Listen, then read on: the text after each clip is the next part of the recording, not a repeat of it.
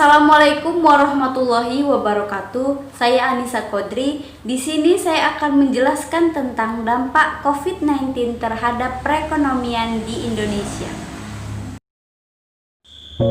Seperti yang kita ketahui, di 2020 ini adalah hal yang paling sulit bagi seluruh dunia, terkhusus Indonesia, di mana kita terserang dampak wabah virus corona atau COVID-19.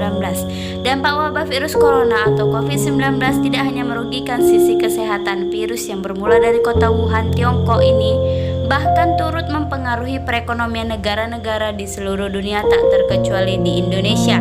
Ekonomi global dipastikan melambat menyusul penetapan dari WHO yang menyebutkan wabah corona sebagai pandemi yang mempengaruhi dunia usaha.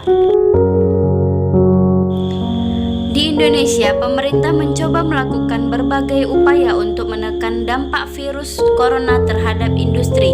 Adapun beberapa stimulus ekonomi diluncurkan, bahkan Presiden Joko Widodo meminta seluruh pihak untuk melakukan social distancing, termasuk work from home atau WFH, dan beberapa kepala daerah memutuskan untuk meliburkan kegiatan belajar mengajar.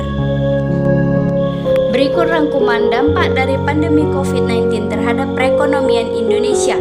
Industri yang terkena dampak yaitu yang pertama pada tingkat tinggi, seperti perusahaan manufaktur otomotif di bawah tekanan besar karena ketergantungan mereka pada rantai pasokan global sehingga menghambat proses produksi. Kemudian kedua, industri garmen yang memberlakukan sistem pengurangan kepadatan karyawan dengan cara 2 pekan kerja dan 2 pekan libur guna mengurangi penyebaran virus corona. Tentu hal ini berdampak pada menurunnya produksi sehingga perusahaan bisa mengalami kerugian yang berujung PHK. Yang ketiga, ada sektor pariwisata dan penerbangan yang sepi penumpang dikarenakan adanya kebijakan social distancing serta retail non-makanan yang sepi pengunjung. Kedua, tingkat sedang, seperti industri perfilman yang mengurangi proses syuting, industri dan media pers yang terhambat mencari konten dan berita. Yang ketiga, tingkat terendah, seperti industri, sektor jasa hanya sedikit hambatan, yaitu orderan jasa yang menurun, akan tetapi masih bisa diatasi dan tidak terlalu berpengaruh. Keuangan digital meningkat. Ini adalah alasan mengapa uang digital akan meningkat, karena uang digital tidak bisa dipegang atau disentuh sehingga tidak akan menyebabkan terjadinya penularan virus. Beda halnya dengan uang fisik atau kertas dan logam yang bisa dipegang, tentu ini akan menyebabkan terjadinya penyebaran virus. Nilai tukar dolar Amerika Serikat meningkat. Hal ini disebabkan oleh banyak hal, salah satunya adalah turunnya ekonomi negara Cina sehingga negara Indonesia terkena imbasnya karena negara kita pro terhadap negara Cina yang merupakan lawan dari perang dagang Amerika Serikat dan Cina yang masih panas. Dan sekarang 1 dolar Amerika Serikat telah mencapai sekitar 16.466 per 25 Maret. Meningkatnya daya beli produk lokal. Dari dampak negatif yang ditimbulkan oleh wabah ini ternyata ada sisi baiknya, yaitu pertama, meningkatnya daya beli barang lokal dikarenakan pemerintah sudah melarang barang impor selama wabah ini masih berlangsung. Yang kedua, polusi udara menurun akibat kurangnya kendaraan yang disebabkan oleh social distancing. Adapun kebijakan pemerintah terkait pandemi COVID-19 adalah social distancing atau pembatasan sosial, yang berarti serangkaian tindakan pengendalian infeksi yang dimaksudkan untuk menghentikan atau memperlambat penyebaran penyakit menular. Contohnya ini seperti penutupan sekolah, tempat kerja, isolasi, karantina, menutup atau membatasi transportasi umum. Yang kedua, pajak penghasilan ditanggung oleh pemerintah. Penghasilan teratur yang diterima oleh pegawai berpenghasilan 200 juta rupiah setahun yang bekerja pada perusahaan yang terdampak pandemi virus corona mendapat fasilitas pajak penghasilan pasal 21 PPh 21 ditanggung oleh pemerintah.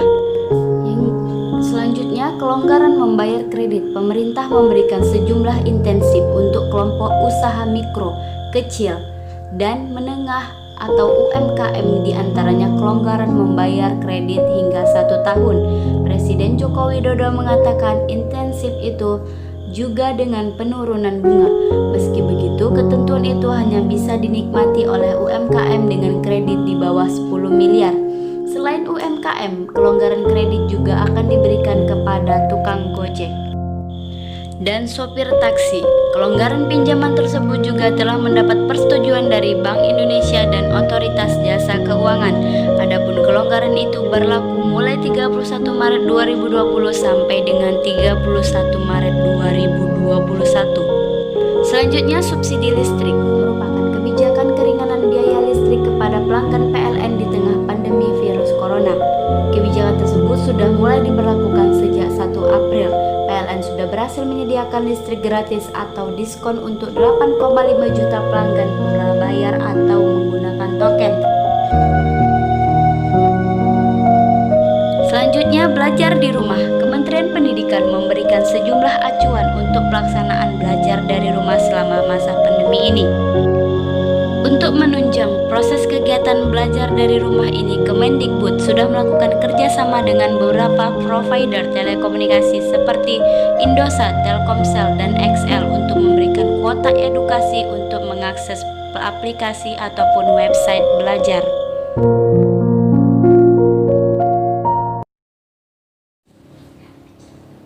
Demikianlah informasi yang dapat saya sampaikan. Saya mohon maaf apabila terdapat kesalahan dan saya akhiri. Assalamualaikum warahmatullahi wabarakatuh.